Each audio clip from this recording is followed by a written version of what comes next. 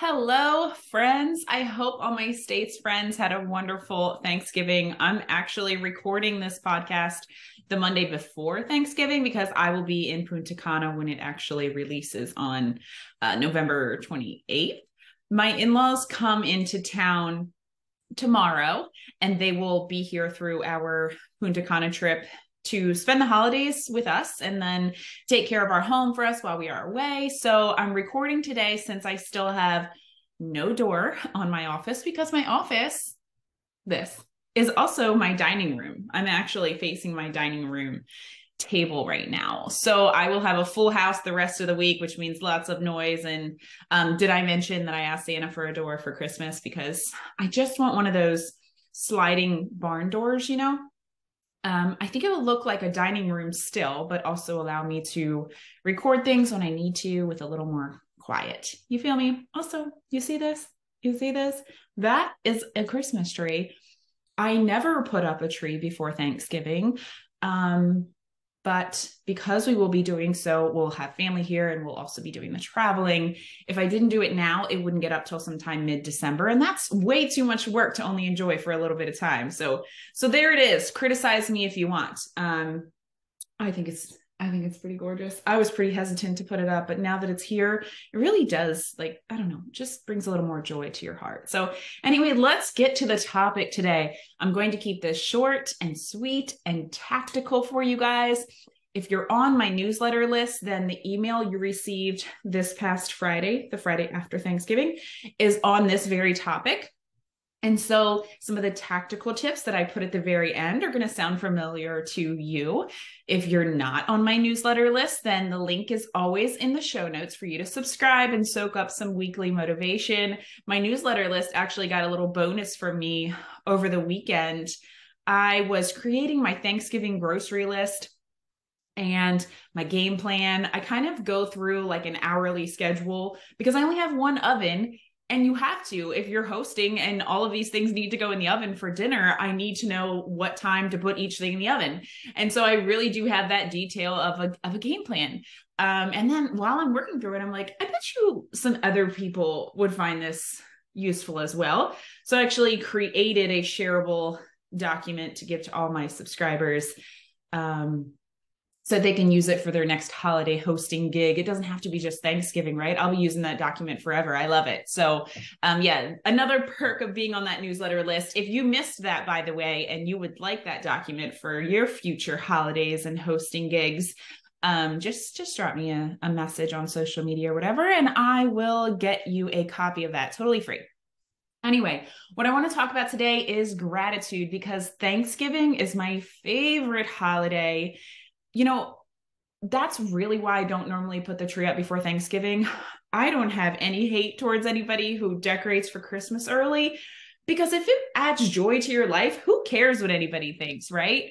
The only reason I don't normally put mine up this early is because Thanksgiving is my favorite holiday and I really like to soak it up. I don't want to feel like I'm rushing past it, So I love it because it helps us focus on what we are grateful for. Like it's not about gifts.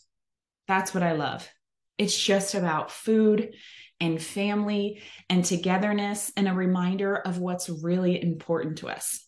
And it has a way of just making you look at your life, at least it does for me, and make you realize that all the things that happened this past year that were challenging, what matters most is that you're here in this moment and you have that day with the people that are there with you. And there is always something to be grateful for if we choose to look for those things. If you can hear my voice right now, what a blessing. If you're a YouTube watcher and you can see me right now, what a blessing. If you woke up this morning, what a blessing. If you're warm, if you ate today, if you have food for tomorrow, if you have clothes on your body, all of those things are things to be grateful for. And social media sometimes makes it more challenging to be grateful for the seemingly little things. We see people with their big home remodels, people rocking the next big fashion trend, someone's new car, the extravagant trips. And we think if we aren't doing those things or can't afford those things, that we have nothing to be grateful for. And I have felt that way and had to remind myself that I have so much more than I need in my life today as I sit here with you. Just because I don't have everything that I desire doesn't mean my life is not full of blessings. It does not mean that your life is not full of blessings. That bully in our head makes it really hard sometimes, though, doesn't it? I mean, damn, she could be a bitch, right? I'm sorry, but it's true. She reminds me I don't have the bank account balance I want. I can't afford my kid's dream Christmas present. I haven't met my business goals this month. I'm not where I thought I would be at this point in the year, et cetera, et cetera. Yours probably reminds you of lack too, right? But if we allow that to fester and fester, we will just see more of it and therefore unintentionally create more of it, right? Like if you are focusing on your lack of money you desire and just telling yourself you'll never get ahead, then why would you actually try to get ahead? You don't even realize that you're sabotaging yourself. You've already told yourself that there is no hope. And if you are focusing on the weight you haven't lost and not the habit you're creating of taking care of you, then you're just going to continue to feel more and more like you'll never lose that weight and like it's just not possible for you. I hear from clients all the time, you guys know I'm a fitness coach, I just like food too much. That's what they tell me. And I want to say, do you follow my stories? Because I love food. I like food too. Honestly, it's one of the things me and my husband really connected over when we first met. I think he really likes that I love to eat. But I have the power. The food only has the power that I give it. I eat what I want and then I move on with my life. What matters is what I'm eating most of the time, and I desire to feel good. I'm sure we all desire to feel good, right? And I know what foods make me feel good, and I know what foods only taste good. I just make sure to eat more of what makes me feel good than I do of what only tastes good. If you're telling yourself you'll never lose the weight because of your love for food, well, then you'll never lose the weight. And that's just an example of how we create more of what we focus on. Same thing goes for gratitude. If you focus on what you're grateful for, even in your darkest day, you will find the strength to push through those hard times and grow through those hard times. I'm not saying it's easy to focus on what you're grateful for every day. Sometimes I wake up and I'm just feeling off. And I've had a lot of those days these past couple months. I've been very honest with the people close to me that like, gosh, I've just not been feeling like myself a lot lately. And, sometimes maybe it's that I've had an argument with my spouse the day before, or financially things are strapped, or something unexpected happened in my business, or my 12-year-old is just being moody as he has been a lot lately, my preteen. Or you know what? Sometimes just for no reason I can put my finger on at all. And I go out to my gratitude practice in the morning that I'll share about in a minute. And it's like, seriously? I have to write down 3 things I'm grateful for. And I throw a little pity party. I'm not going to lie. I throw a little tantrum in my head. But you know what? I've never struggled to come up with 3 things to write down. It's just my mind didn't want to in that moment. My mind wanted to feel sorry for myself for a minute. And I had to consciously say, no, I will not be sabotaged by my thoughts. I have the power to create how I want to feel in this moment. And this feeling of lack doesn't feel good. I think I shared this before, but I was listening to another podcast recently, and she was talking about a custodian she had seen in the airport that was just as happy as he could be, singing and being loud through the airport, doing a job that many would complain about. But this man was happy and singing. Why is that? His focus was on gratitude, I would bet. His focus was on joy. It's a choice that he made. If you don't like your job, but you need it right now and you have no other choice, how do you want to spend your working hours? Totally fucking miserable? Or do you want to control what you can and inject some joy into that situation? I would rather focus on what I have. In my government job that I wasn't thrilled to be in, I would sit down at my desk and immediately pick out a playlist to help shift my mindset for that day. It was what I could control. I was grateful to have a job that paid my bills, even if I didn't love that job. I'm totally about to butcher a quote. You can either focus on the fact that roses have thorns or be grateful that thorns have roses, right? So the job itself was kind of the thorn, the environment, who I felt like I needed to be while I was there, but the rose was beautiful. And I was grateful to have a job that provided for my family. Gratitude changes your perception. Your perception changes your existence. Something I heard Steve Harvey say once. I could exist in those hours at work as a grumpy coworker who clearly didn't want to be there, or I could change my perception of the situation by focusing on what I was grateful for and therefore exist in that situation as a happier version of me. It's a gift for me and for everyone around me, right? The past few months financially have been rough on me. You guys know I'm working on building my business, and like any business, it has its ups and downs.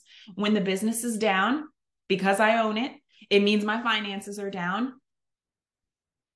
Your paycheck isn't always the same week after week, right? And for a few weeks, I only focused on that and only focused on what I didn't have and what I couldn't afford. I couldn't even see the beauty of the life I had created, the courage it took to leave what I was doing and do something unconventional without much support.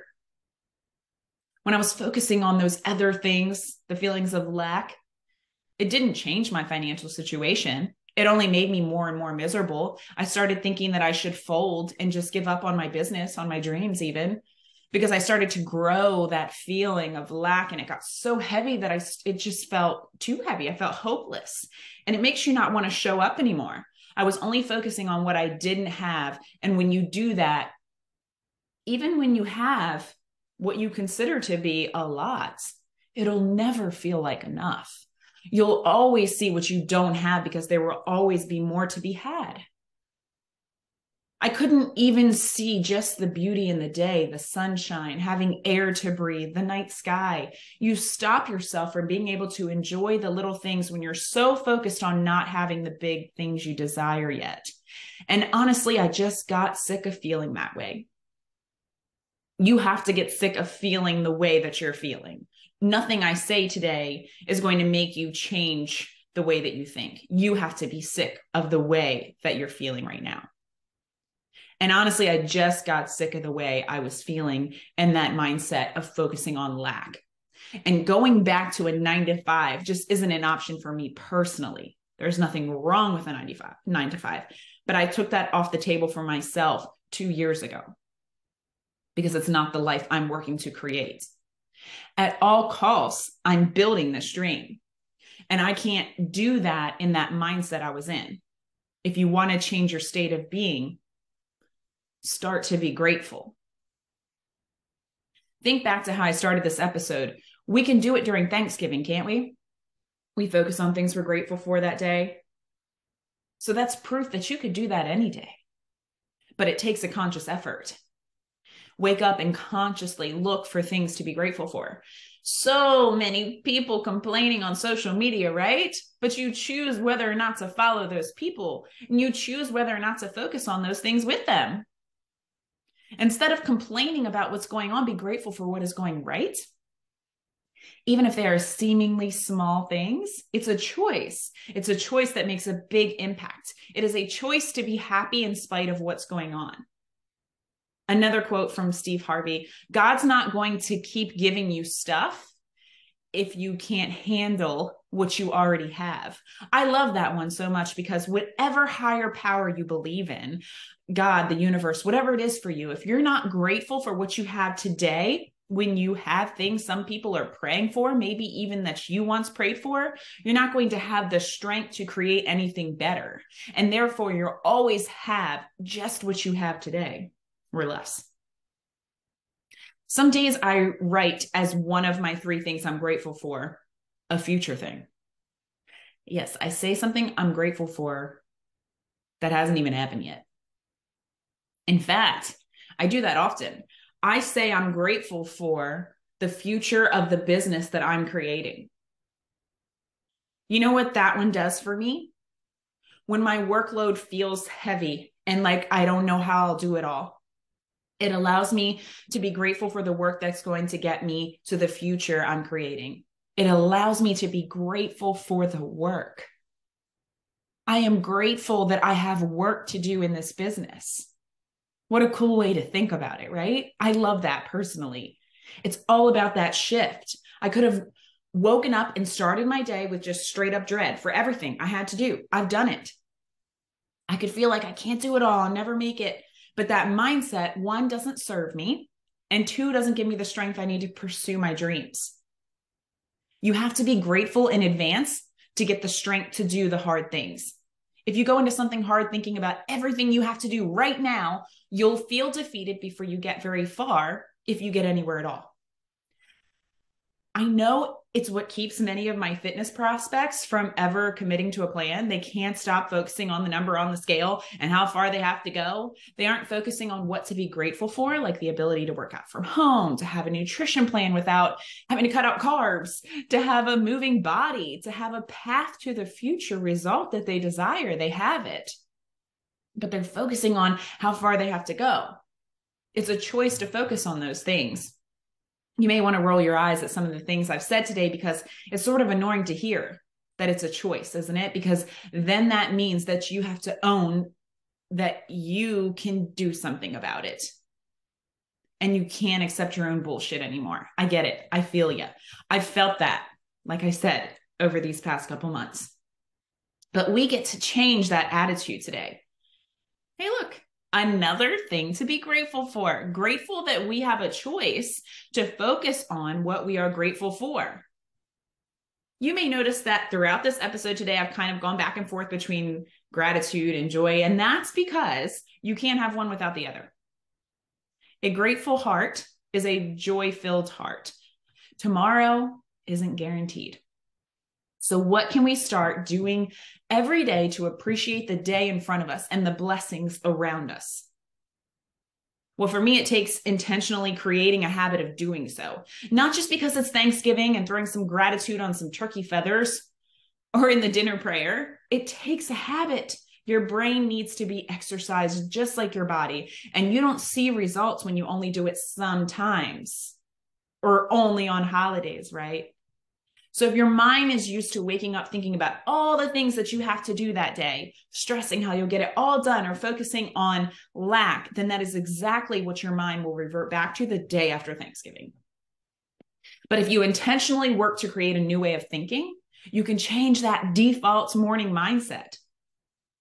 Now let's get into the tactical stuff that you can start implementing today to gain that attitude of gratitude beyond Thanksgiving.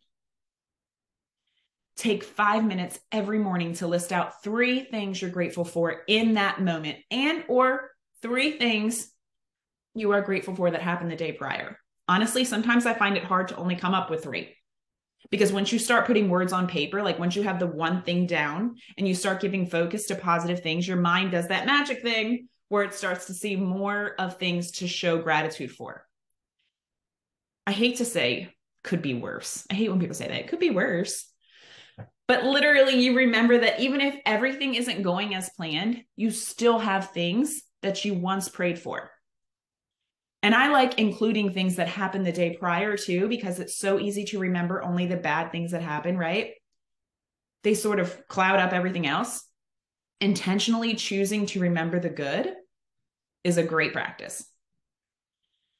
Number 2, get excited about this new practice you're building.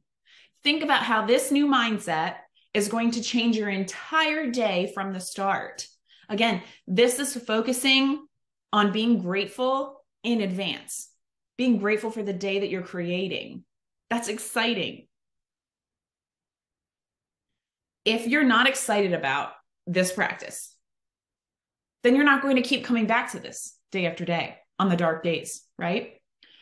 Create a gratitude jar. I have an Instagram friend. This is number 3. Create a gratitude jar. I have an Instagram friend, Rachel, who told me she does something like this. At the end of every day, write down on a piece of paper something you're grateful for from that day, even if it's just a back rub from your husband, and drop it on in the jar.